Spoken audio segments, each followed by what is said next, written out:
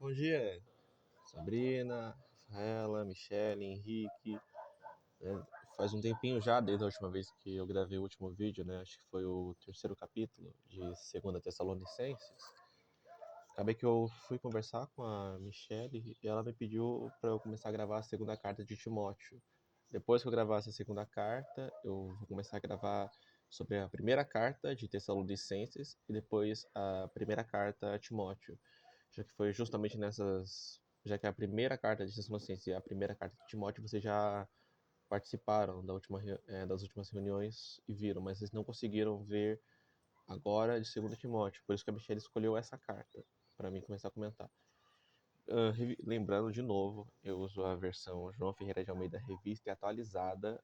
É bem provável que a Bíblia que vocês tenham seja Almeida e corrigida, mas eu uso essa daqui mais por costume. Eu estou mais acostumado a ler nessa Bíblia. Eu vou. É a regra de sempre. Eu tô dessa vez usando um outro fone, né? O fone da minha mãe. Eu espero que o áudio seja melhor, né? Se qualquer coisa, se for melhor o áudio, até me informem, que eu começo a usar isso aqui para gravar os vídeos. Enfim, acho que, de novo, qualquer dúvida, peço pra vocês deixarem nos comentários, pelo amor de Deus, gente. Eu não sei ler pensamentos. Qualquer dúvida que vocês tiveram no vídeo, comenta, pelo amor de Deus. Sem mais delongas. Então, a gente vai ler a segunda carta de Paulo a Timóteo. Tudo bem? Então, vamos lá. Começando a carta, vamos começar pelo capítulo 1. Paulo, apóstolo de Cristo Jesus, pela vontade de Deus, de conformidade com a promessa da vida que está em Cristo Jesus, ao amado filho Timóteo, graça, misericórdia e paz da parte de Deus Pai e de Cristo Jesus, nosso Senhor. Dou graças a Deus a quem desde os meus antepassados sirvo com uma consciência pura, porque sem cessar me lembro de ti nas minhas orações, noite e dia, lembrando das tuas lágrimas, e estou ansioso por ver-te, para que eu transborde de alegria. Pela recordação que guardo de tua fé, sem fingimento, a mesma que primeiramente habitou em tua avó Lóide e em tua mãe Eunice, e estou certo de que também em ti. Por esta razão, pois, te admoesto que reavives o dom de Deus que há em ti, pela imposição das minhas mãos. Porque Deus não nos deu o espírito de covardia, mas de poder, de amor e de moderação. Não te envergonhes, portanto, do testemunho de nosso Senhor Jesus, nem do seu encarcerado, que sou eu. Pelo contrário, participa comigo dos sofrimentos a favor do Evangelho segundo o poder de Deus, que nos salvou e nos chamou com santa vocação, não segundo nossas obras, mas conforme a sua própria determinação e graça que nos foi dada em Cristo Jesus antes dos tempos eternos. E manifestada agora pelo aparecimento de nosso Salvador Cristo Jesus, o qual não só destruiu a morte, como trouxe à luz a vida e a imortalidade mediante o Evangelho, para o qual fui designado pregador, apóstolo e mestre, e por isso estou sofrendo estas coisas. Todavia não me envergonho, porque sei em quem tenho crido, e estou certo de que ele é poderoso para guardar o meu depósito até aquele dia. Mantenha o padrão das sãs palavras que de mim ouviste com fé e com amor que está em Cristo Jesus. Guarda o bom depósito mediante o Espírito Santo que habita em nós. Está ciente de que todos os da Ásia me abandonaram. Dentre eles cito Figelo e Hermógenes. Conceda o Senhor misericórdia à casa de Onesíforo, porque muitas vezes me deu ânimo e nunca se envergonhou das minhas algemas. Antes, tendo ele chegado a Roma, me procurou solicitadamente até me encontrar. O Senhor lhe conceda naquele dia achar misericórdia da parte do Senhor. E tu sabes, melhor do que eu, quantos serviços me prestou em Éfeso. Esse é o capítulo 1 da segunda carta a Timóteo. Antes de mais nada, quando a gente vai analisar uma carta, temos que olhar no começo dela. Às vezes, quando a gente vai ler a Bíblia, principalmente nas cartas, a gente costuma pular um pouquinho aquelas apresentações, né? Ah, padrão, coisa comum. Mas vamos analisar essa apresentação? Vamos lá. Paulo, apóstolo de Cristo Jesus, pela vontade de Deus. Ou seja, Paulo deixava claro que ele era um apóstolo, portanto, alguém com autoridade para dizer as coisas, para determinar os rumos que os cristãos devem tomar. Mas aí, depois que ele diz que ele é apóstolo, ele fala de quem ele é apóstolo? De Cristo Jesus. Portanto, essa autoridade que ele tem foi delegada por Cristo Jesus. Segundo a vontade de quem? Pela vontade de Deus, como diz adiante. De conformidade com a promessa da vida que está em Cristo Jesus. Ou seja, a vontade de Deus em querer que Paulo fosse apóstolo de Jesus Cristo é conforme a promessa da vida que está em Cristo Jesus. Então, o ministério de Paulo gira em torno disso. Da promessa da vida que está em Cristo Jesus. Isso já mostra o quê? O intuito das suas cartas, o intuito de seu ensino, nos apresentar essa conformidade com a vida que está em Cristo Jesus. Portanto, nós não podemos chegar e ter aquela desconfiança de Paulo, de achar que não é confiável suas palavras, não é confiável seu testemunho, ou não é uma coisa que não seja um mistério. Assim, poxa, por que Deus escolheu Paulo para um apóstolo? Segundo o que foi baseado? Muito bem. Primeiro, pela vontade de Deus e em conformidade da vida que está em Cristo Jesus. Portanto, o que Paulo diz aqui já será algo confiável. Já será algo que podemos ter plena segurança de que é confiável. Porque Paulo, para começar, ele é apóstolo de Cristo Jesus pela vontade de Deus. Portanto, é uma coisa confiável. Não há por que duvidar dos escritos de Paulo, porque, de novo, é segundo a conformidade da vida que está em Cristo Jesus, que ele é apóstolo. Então, não é por ele mesmo, não é para si mesmo que ele é apóstolo, mas para Deus.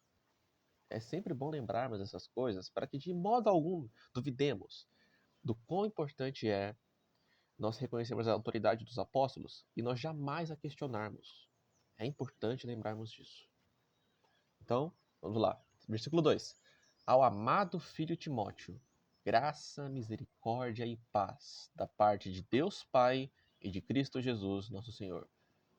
Ao amado filho Timóteo. Vale lembrar que Timóteo não era de fato filho de Paulo, como na questão de um relacionamento natural. Mas Paulo cita, acho que em Coríntios, primeira carta aos Coríntios, que Timóteo é o filho na fé de Paulo. Embora Timóteo já fosse convertido quando Paulo o conheceu, a ligação entre Paulo e Timóteo era tamanha que Paulo o via como um filho. Então isso até mostra o quê? Como é que tem certos irmãos em Cristo que a gente acaba tendo uma proximidade maior. A gente tem um contato maior com certos irmãos em Cristo. A gente tem um apego maior a alguns irmãos em Cristo. Quando Paulo cita o exemplo de Timóteo, fala que ele servia como filho ao pai. Então isso mostra por quê? Como é que Timóteo era uma pessoa que servia muito. Ele se inspirava muito em Paulo, como um filho se inspirava no seu pai. Portanto, a gente está falando o quê? É justamente Timóteo já por si mesmo, assim, nesse exemplo, já mostra que ele era alguém muito próximo de Paulo e um servo muito fiel a Deus. Né? Já que nas outras cartas Paulo explicava como é que Timóteo se diferenciava dos demais. Né? Até em Filipenses citava que Paulo citava que Timóteo, diferente dos outros, eles procuravam interesses de Cristo e não os interesses próprios. Então isso mostra o quê? Que Timóteo era uma pessoa, já é uma pessoa que a gente consegue até de ter, por exemplo, olhando essa questão. Vale lembrar, gente, um parêntese rápido aqui, que as segundas cartas, em geral, sempre apontam tempos de ruína. As primeiras cartas tendem a apresentar o modelo perfeito apresentado por Deus. A segunda carta mostra a ruína que há de se tornar ou que já se tornou. Então, é bom lembrarmos disso, porque várias coisas que Paulo fala aqui, a gente que estamos nos últimos dias, vamos nos identificar muito. E vocês vão ver ao longo do capítulo. Para começar, Paulo chega e diz: Dou graças a Deus, a quem desde os meus antepassados sirvo com consciência pura, porque sem cessar me lembro de ti nas minhas orações noite e dia. Olha só para você ver, né? Paulo servia a Deus de consciência pura, mesmo quando estava no judaísmo, porque, de novo, ele acreditava que estava fazendo o que era correto. Por mais que nós sabemos pelas escrituras que ele estava no erro, ele não percebia isso, ele ainda estava na ignorância. Por isso ele estava de consciência pura. Mas olha só para você ver, porque sem cessar me lembro de ti nas minhas orações do dia. Ou seja, ele agradecia a Deus, ele dava graças a Deus por orar a Timóteo. E olha só, noite e dia, ou seja, todos os dias Paulo orava por Timóteo. Será que a gente tem orado pelos nossos irmãos em Cristo todos os dias? né? A gente vê que Paulo orava noite e dia pelos coríntios, pelos tessalonicenses, pelos filipenses, pelos gálatas, por todas as assembleias, ele sempre orava todo dia. Será que a gente tem orado todo dia? Nem que seja por uma pessoa só, como Paulo cita aqui no caso de Timóteo. Será que a gente tem orado? Porque é importante nós orarmos. Mas olha só pra você ver, não só orar, mas dar graças. Paulo, em 1 Tessalonicenses, tem uma parte que ele chega e fala: em tudo dai graças, porque essa é a vontade de Deus em Jesus Cristo para convosco. Portanto, dar graças, agradecer a Deus em tudo, mesmo que nós não entendamos os porquês. O ponto é, devemos dar graças. E Paulo dava graças até por orar por Timóteo. Então olha só que seria curioso. Sempre agradecer a Deus e sempre orar pelos irmãos em Cristo. Por que é importante? Porque quando você dá graças a Deus, você gera um espírito de gratidão, de submissão e gratidão. Porque quando você dá graças, já parte da ideia que é o quê? De que é Deus quem deu. E aí é o seguinte, quando você entende que tudo vem de Deus, gera um espírito de mansidão e submissão. Porque você entende que vem de Deus. E quando você entende que tudo vem de Deus, você consegue muito bem agradecê-lo por tudo. Porque quando a gente nota tudo que Deus nos deu, tudo que Ele nos capacita, nós podemos ver como Ele o tempo todo se compadece da gente. Mesmo que esteja nas entrelinhas esses aspectos, né? Parece mais um comentário que Paulo chega e fala para indicar o carinho por Timóteo, mas olha o exemplo que podemos tomar em Paulo aqui, né? Olha o exemplo que podemos tomar. É até interessante que Paulo, não à toa, Paulo aos Filipenses dizia o seguinte: o que de vocês aprendestes, ouvistes e vistes em mim, isso praticai, e o Deus da paz será convosco. É interessante o quê? Que o proceder de Paulo não girava em torno para si, mas para Deus. Por isso, ele tantas vezes fazia um apelo: sede meus imitadores. Quando a gente lembra dessas passagens, a gente vê o quê? Vários procederes que Paulo tem aqui, ou ensina a Timóteo, é um exemplo que nós podemos tomar, tornando a carta de Paulo a Timóteo não limitada ao próprio Timóteo. Não se torna uma carta só assim, foi para Timóteo, então não é para mim essa carta. Não, é para a gente também. Porque os apelos que Paulo faz a Timóteo, a gente tem que lembrar o quê? É o mesmo que Paulo dizia: sede meus imitadores. Então a gente pode aprender com a carta de Timóteo, mesmo que ela não tenha sido dirigida a nós especificamente, como também não foi dirigida a nós hoje, mas às assembleias locais daquela época. Mas elas são cartas universais, cartas que valem para todos os crentes em todos os tempos, em todos os lugares. E aí, de novo, aí vamos continuar aqui, versículo 4. Lembrando das tuas lágrimas, estou ansioso por ver-te para que eu transborde de alegria pela recordação que guardo de tua fé sem fingimento, a mesma que primeiramente habitou em tua avó Lóide e em tua mãe Eunice, e estou certo de que também em ti. Vamos lá. Paulo dava graças e orava por Timóteo, e lembrava das lágrimas dele. E Paulo, lembrando dessas lágrimas, queria muito ver Timóteo. Quantas vezes você já não teve aquele desejo de rever um irmão em Cristo quando via que ele estava triste? A gente se identifica muito com Paulo quando a gente para se pôr no lugar dele. Quando a gente se põe no lugar de Paulo, você entende muito bem os porquês do pensamento dele. E aí, de novo, ele fala, para que o transborde de alegria, quão alegre deve ser você rever um irmão em Cristo que você vê que estava triste. Você chegar e rever um irmão em Cristo que você não vê há muito tempo, sabe que está triste, e quando você o encontra, que alegria, né? E aí, de novo, Paulo diz no versículo 5, pela recordação que guardo de tua fé, sem fingimento. Por que é importante essa questão da fé sem fingimento? Porque, de novo, se existe uma fé sem fingimento, é porque tem uma fé com fingimento, uma fé que não é verdadeira. E Paulo sabia que Timóteo tinha uma fé verdadeira, uma fé sem fingimento. E já não vinha dele, tipo, a princípio, o que eu quero dizer, tipo, não começou com ele. Vinha da sua avó Lloyd e sua mãe Eunice. E eu estou certo de que também que habita em ti. Então, Paulo sabia muito bem que Timóteo tinha uma fé verdadeira, uma fé não fingida. Então, de novo, isso mostra que Paulo queria ver Timóteo. Tinha um desejo enorme por ver Timóteo. Mas depois, ele lembrando a Timóteo que ele tinha uma fé não fingida, ele chega e diz: olha, Timóteo, se você não tem uma fé fingida, eu sei que sua fé é verdadeira. Portanto, como diz no versículo 6, por esta razão te admoesto que reavives o dom que há em ti pela imposição das minhas mãos. Porque Deus não nos tem dado espírito de covardia, mas de poder, de amor e de moderação. Não te envergonhes, portanto, do testemunho de nosso Senhor, nem do seu encarcerado que sou eu. Pelo contrário, participa comigo dos sofrimentos a favor do Evangelho segundo o poder de Deus, que nos salvou e nos chamou com santa vocação, não segundo nossas obras, mas conforme a sua própria determinação e graça que nos foi dada em Cristo Jesus antes dos tempos eternos, e manifestada agora pelo aparecimento de nosso Senhor Jesus Cristo, o qual não só destruiu a morte, como trouxe à luz a vida e a imortalidade mediante o Evangelho, para o qual fui designado pregador, apóstolo e mestre, e por isso estou sofrendo essas coisas. Todavia não me envergonho, porque sem quem tenho crido, estou certo de que ele é poderoso para guardar meu depósito até aquele dia. Mantém o padrão das sãs palavras que de mim ouviste com fé e com amor que está em Cristo Jesus. Guarda o bom depósito mediante o Espírito Santo que habita em nós. O que é importante nós vermos? Quando Paulo cita as lágrimas de Timóteo, e agora ele fala para reavivar o dom que havia nele, o dom de Deus, vale lembrar, o dom de Deus, que vem de Deus essas coisas. Porque a gente pode acabar confundindo com nossos dons naturais que temos quando nascemos, mas aqui é o dom de Deus, para indicar que a suficiência vem dele. É importante lembrarmos disso. A suficiência de tudo que nós fazemos vem de Deus.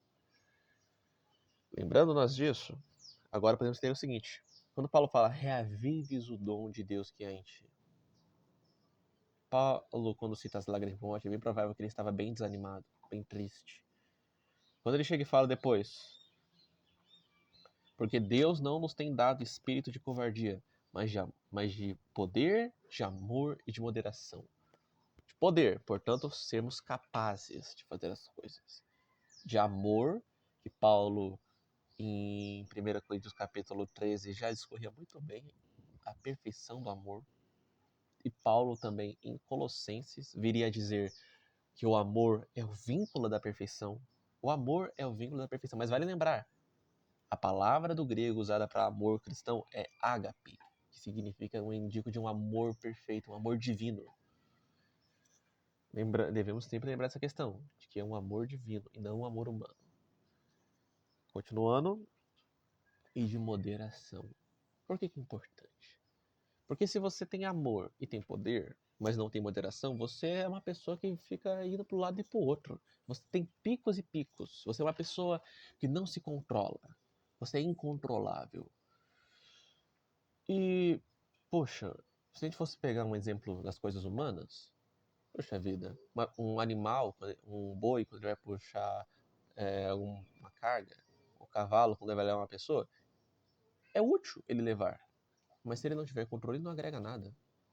De que adianta eu querer ir até um lugar com, por exemplo, vamos pegar agora não animais, mas carro. De que adianta eu poder chegar assim, eu quero chegar na cidade. Eu quero ir até a cidade. Eu pego meu carro, puxa, o carro funciona, tá certo. Mas ele não tem o mínimo controle. É óbvio que vai mais atrapalhar do que ajudar. Porque se eu não tenho controle do meu carro, a primeira coisa que vai acontecer é um acidente. E o melhor teria sido não ter o carro do que ter ele sem controle. Então a moderação é o que nos torna equilibrados, pessoas que não se exaltam, pessoas que são sãs, sadios, sóbrios. É importante lembrarmos essa importância do quê? De ser moderado, para a gente não ser emotivo. Porque, vale lembrar, Tiago, na sua carta, cita muito bem a importância do controle da língua. Né? O controle da língua é importantíssimo, nós sabemos dominar nossas palavras, mas também nossas ações. Então Deus nos tem dado esse espírito que nos dá capacidade, que é o poder, o amor, que é o vínculo da perfeição, é o perfeito fundamento daquilo que nós vamos fazer, e de moderação, que nos torna pessoas mais adequadas para agir. Porque se nós não somos emotivos, conseguimos ter paciência, conseguimos agir com calma das coisas. É importante termos esse autocontrole, essa moderação.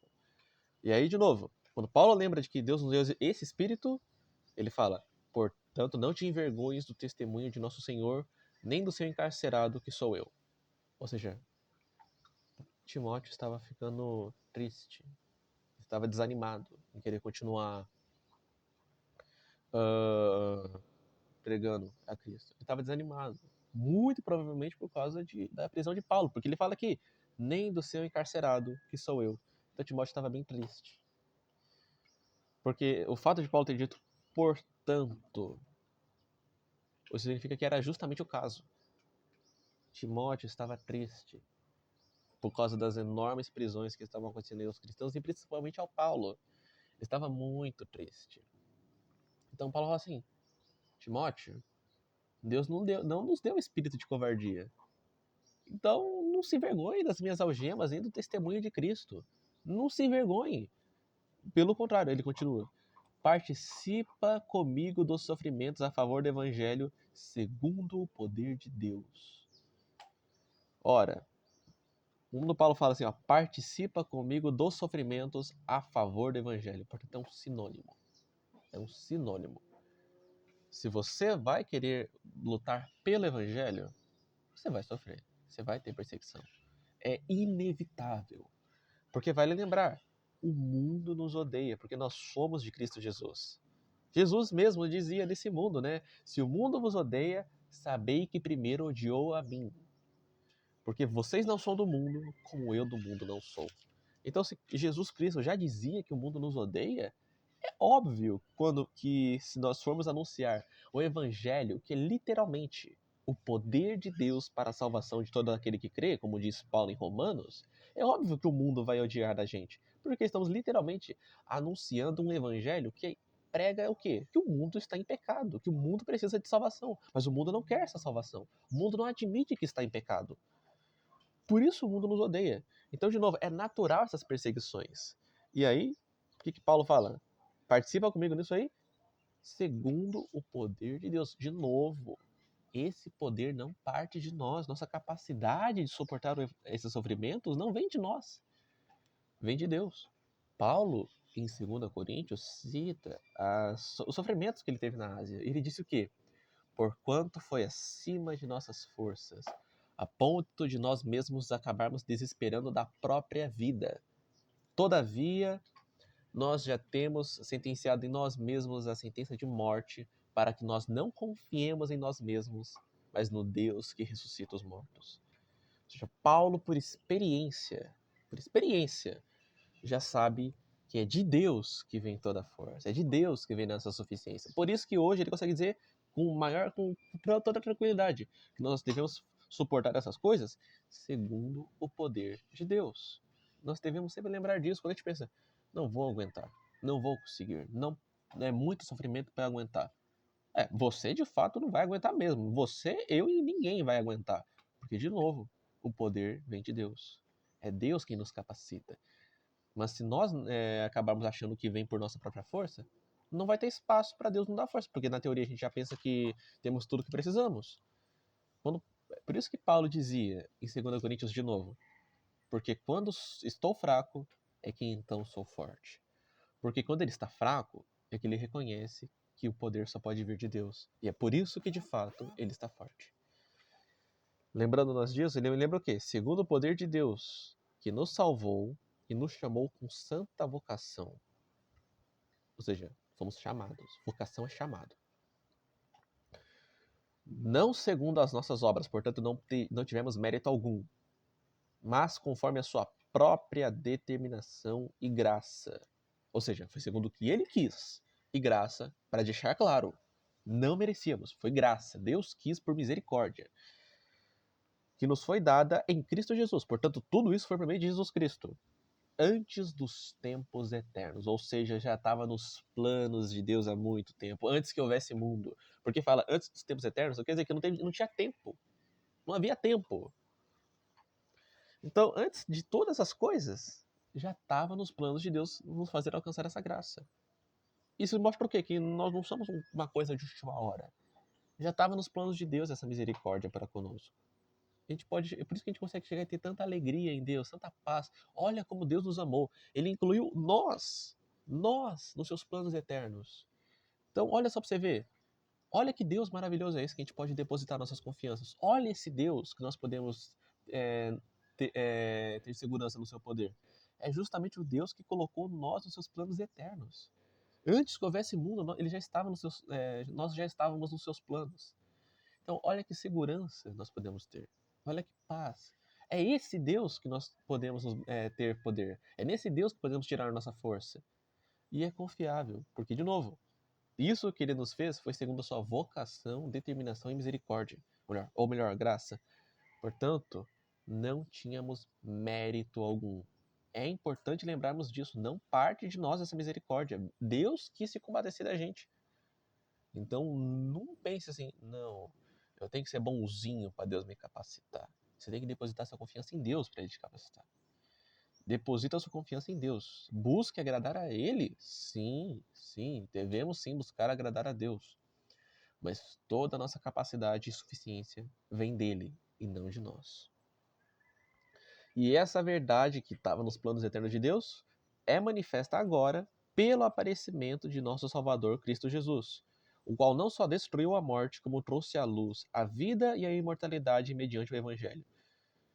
Por que é importante essa questão do destruir a morte? Né? Assim, pô, mas pessoas morrem, os animais morrem, a criação continua morrendo até hoje. De novo, o fim acabou. Beleza, acabou, de fato. Mas se a gente fosse tomar um exemplo, quando Deus falou que se Adão e Eva comessem do fruto, morreriam. Mas passou pelo menos quase um milênio até cada um morrer, né? Isso mostra o quê? O efeito prático acontece. Tipo, o efeito prático é uma coisa, mas o efeito... Como eu posso explicar? O problema do pecado foi resolvido, mas ainda não vemos esse efeito na prática. Assim como quando Adão pecou, nós não vimos o efeito na prática da morte. Nós não vimos a morte afetando Adão e Eva na hora. Foi preciso levar um tempo, porque os efeitos ainda não haviam chegado. Nós vemos os sintomas da morte, por meio de doenças e outros problemas, mas a morte em si leva um tempo para chegar, porque os efeitos são assim. Assim também a graça de Deus. Nós já temos a salvação eterna, vale lembrar, quando nós cremos, já temos, quando cremos no Evangelho, quando cremos que Cristo Jesus veio ao mundo, morreu pelos nossos pecados, o seu sangue é o que nos limpa de todo o pecado e ressuscitou ao terceiro dia para a nossa justificação. Quando nós cremos nisso, temos o perdão de todos os nossos pecados. Muito bem, a salvação nós já temos. Agora, os efeitos do pecado na criação ainda não foram solucionados. Tipo, melhor dizendo, não foram manifestos, melhor dizendo. Solucionado já foi, mas não foi manifesto. E nas novos céus e na nova terra é que vamos ver isso. Por isso que fala que o primeiro céu e a primeira terra já passaram. Porque, de novo, o primeiro céu e a primeira terra é baseado em quê? Na terra que foi corroída pelo pecado. Mas vai ver novos céus e nova terra. Que aí, de fato, é quando não vai ter mais esses efeitos do pecado. E tudo isso foi o quê? Mediante o Evangelho. Por isso que fala que o Evangelho é o poder de Deus para a salvação de todo aquele que crê. O Evangelho tem uma importância muito grande. E aí Paulo, de novo, deixa claro, para o qual foi designado pregador, apóstolo e mestre. Portanto, é uma autoridade delegada a ele. Isso é bom lembrar. É uma autoridade delegada. Ele recebeu essa autoridade. Ele foi encarregado para falar desse evangelho a nós, gentios. Gentios, para quem não sabe, não é de gentios é uma boa pessoa, tá? É gentio, não gentil. Gentio, que se você for pegar no original, acho que era para indicar, acho que do hebraico. Gentio significa pagão, ou seja, quem não adorava o Deus vivo. Nós que não adorávamos a Deus, Paulo foi encarregado de anunciar esse evangelho. Hoje nós estamos em países cristãos, né? Então, mas ainda assim nós não somos judeus, que era mais ou menos separado dessa maneira, entre judeus, gentios, e se você não fosse judeu, você era automaticamente gentil. Então, por isso que Paulo fala essa questão de designado pregador, apóstolo e mestre, mas ele chega e fala que também foi designado o quê? Apóstolo e mestre dos gentios. O papel de Paulo girava em torno dos gentios, mas é uma autoridade delegada. Então, nós, gentios, quando fomos querer ler as cartas de Paulo, temos que levar em conta o quê? O ministério o ministério de Paulo foi dedicado a nós, para nos anunciar o evangelho, para nos anunciar a verdade. E aí, de novo, quando Paulo lembra desse evangelho, pelo qual foi designado a pregador, apóstolo e mestre, é por isso que estou sofrendo essas coisas. Mas ele não se envergonha, porque sei em quem tenho crido, e estou certo que ele é poderoso para guardar meu depósito até aquele dia. Portanto, de novo, Ele sabe por que está sofrendo. E ele não se envergonha. E ele sabe que Deus é fiel para guardar o depósito dele até aquele dia. Aquele dia é o dia em que Jesus Cristo vai julgar nossas ações e dar cada um conforme as suas obras. Não confunda, não confunda com a salvação. Salvação é por fé. Ponto. Agora, para os que já creram, para os que já têm a salvação, Deus vai analisar o nosso proceder nesse mundo para dar uma recompensa. Tem uma diferença. Salvação é por graça, é um dom gratuito, ou seja, é um presente gratuito que Deus nos dá quando cremos em Cristo Jesus. Galardão é uma recompensa por bom proceder. Tem uma separação muito importante a ser dada nisso. Salvação por graça, galardão por obras. É importante lembrarmos disso, tá? Sempre é bom lembrar.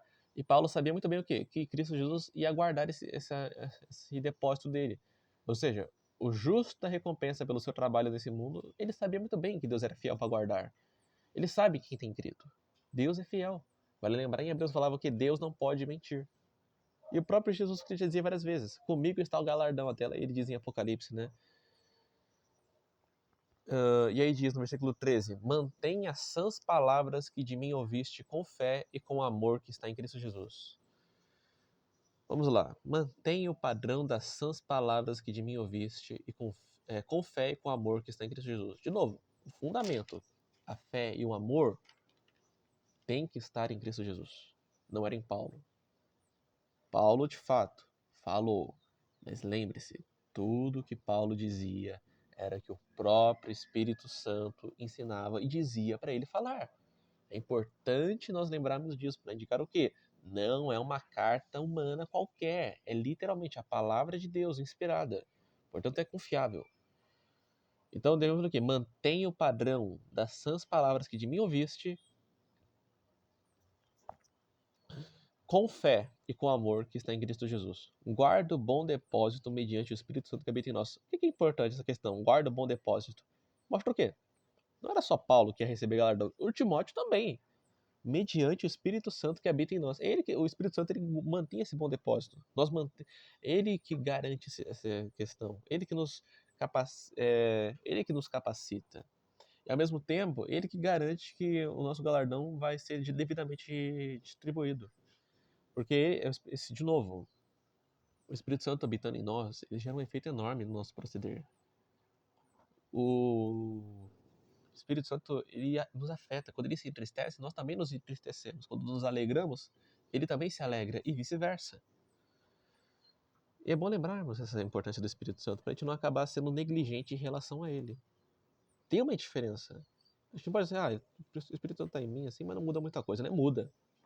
Vamos lembrar bem disso. Muda. Versículo 15. Está ciente de que todos os da Ásia me abandonaram. Dentre eles cito Fígelo e Hermógenes. Conceda ao Senhor misericórdia à casa de Onesíforo, porque muitas vezes me deu ânimo e nunca se envergonhou das minhas algemas. Antes, tendo ele chegado a Roma, me procurou solicitadamente até me encontrar. Primeiro, Paulo cita o quê? Os que abandonaram ele, né? E é interessante como é que a gente vê nos dias de hoje que a maioria de fato abandonou Paulo mesmo, né? A maioria das pessoas hoje em dia no testemunho cristão nem lê as cartas de Paulo, faz a mínima ideia do que ele fala. Parece que abandonou Paulo, a maioria. E ele cita dois nomes, né? Fígelo. Caraca, hein? Teve uma briga entre as minhas gatas aqui. Então vamos lá. Fígelo e Hermógenes são duas pessoas que abandonaram Paulo. Mas é o seguinte, isso mostra o quê? Que era uma coisa triste. Era uma coisa que não era para se alegrar. Já mostra o quê? Que não estávamos mais naquela luz, aquele brilho dos primeiros dias. Agora estamos falando de um período de ruína, onde pessoas começam a abandonar o apóstolo Paulo. Mas ao mesmo tempo que tem aqueles que abandonam Paulo, diz no versículo 16, conceda o Senhor misericórdia à casa de Onesíforo, porque muitas vezes me deu ânimo e nunca se envergonhou das minhas algemas. Antes, tendo ele chegado a Roma, me procurou solicitadamente até me encontrar. O Senhor lhe conceda naquele dia achar misericórdia da parte do Senhor, e tu sabes melhor do que eu quantos serviços me prestou em Éfeso. Vale lembrar que Timóteo estava em Éfeso. várias vezes. Tipo, Paulo cita na primeira carta, né? Até vamos confirmar aqui. Só tenho que achar a passagem, mas... Aqui, ó. Capítulo 1 da primeira carta, versículo 3. Quando eu estava na Macedônia de viagem, quando eu estava de viagem rumo à Macedônia, te roguei que permanecesses ainda em Éfeso, para admoestar de certas coisas, melhor, certas pessoas, a fim de não ensinarem outra doutrina. Então, Timóteo estava em Éfeso. Ou melhor, esteve em Éfeso, né? E aí quando ele chega e cita o quê? E tu sabes melhor do que eu quantos serviços me prestou ele em Éfeso. Então, de novo, Onesíforo era alguém que Timóteo viu. Ele sabia quem era Onesíforo.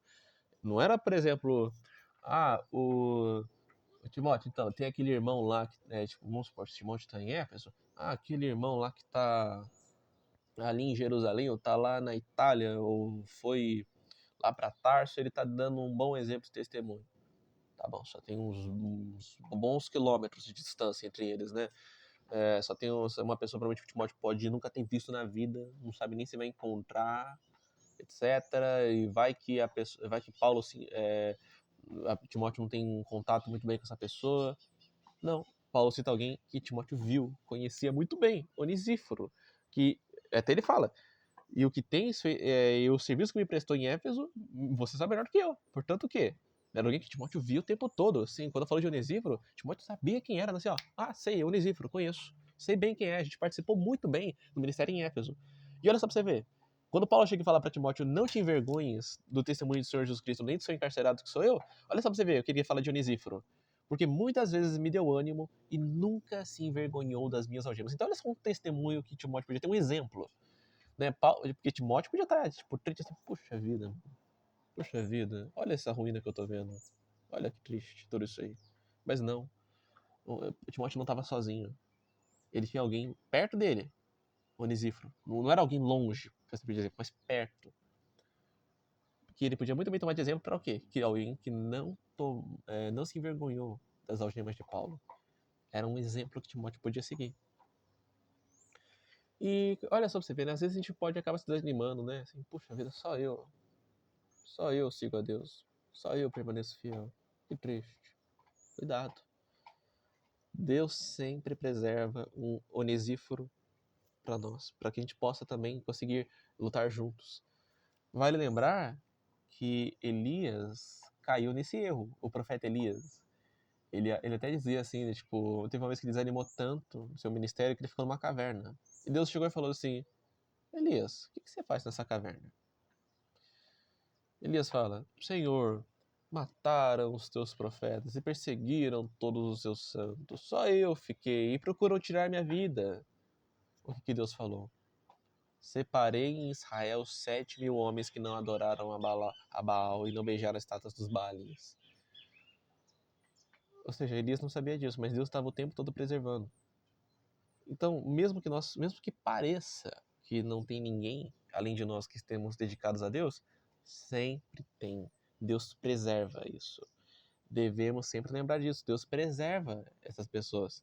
Assim como tem pessoas que hoje talvez a gente não esteja notando, mas tem onisíforos por aí, tem esses 7.000 por aí. Então a gente tem que sempre lembrar, nós não estamos sozinhos nisso. Temos irmãos em Cristo para tomar de exemplo. Talvez nós não estamos atentos. Elias achou que era o único, mas ele não parou para prestar atenção. Ele nem ao menos perguntou a Deus se tinha esses 7.000. Ele simplesmente afirmou que ele era o único. Ele encheu a bola dele e falou assim, só eu fiquei, né, Deus? Só eu fiquei. Mas não. O ponto é, aqui Timóteo tem um exemplo claro. Onesíforo, que é alguém que ele viu. Ele vê, ele conhece bem Onesíforo. Então Deus ele sempre preserva essas pessoas para a gente poder tomar de exemplo. Então quando a gente pensa que está sozinho nessa luta pela verdade, em querer preservar o testemunho cristão na sua integridade, nós não estamos sozinhos. Deus sempre preserva alguém. Tem sempre um Onesíforo por aí para a gente poder tomar de exemplo. E talvez pode chegar a ocasião de nós termos que ser esse Onesíforo, de ser exemplo para os demais irmãos. Mas o ponto é, Deus sempre preserva alguém. Sempre preserva um remanescente para gerar esse testemunho fiel. Devemos sempre lembrar disso, porque estamos em um tempo de ruína e a gente não pode achar que nós somos os únicos fiéis, não. Deus preserva sempre um remanescente fiel. Essa é a conclusão, gente. que eu tenho para fazer nesse primeiro capítulo da segunda carta a Timóteo. Espero que vocês tenham gostado. Espero mesmo que vocês tenham achado proveito nisso aqui. Eu acho que só na semana que vem que eu vou conseguir gravar o segundo capítulo, certo? Só na semana que vem. Mas, de qualquer jeito, eu acho que não vai ter problema. Acho que vocês vão conseguir até lá participar mais das reuniões. É isso então. Tchau, Sabrina. Tchau, Rafaela. Tchau, Michele. Tchau, Henrique. Eu realmente espero que vocês tenham entendido bem o que eu falei. Se ficou com dúvida em alguma parte, escrevam, pelo amor de Deus, me informem, porque eu não leio pensamentos, tá? Pelo amor de Deus. Tá? Eu peço muito para vocês me deixar claro, se não entenderam alguma parte eu explico, tá? Explico direitinho, tá? É isso. Se Deus quiser, a gente se vê na próxima reunião. Se Deus quiser, a gente se vê pessoalmente. É isso, tá, gente? Muito obrigado por verem esse vídeo. Até mais. Deus abençoe todos vocês.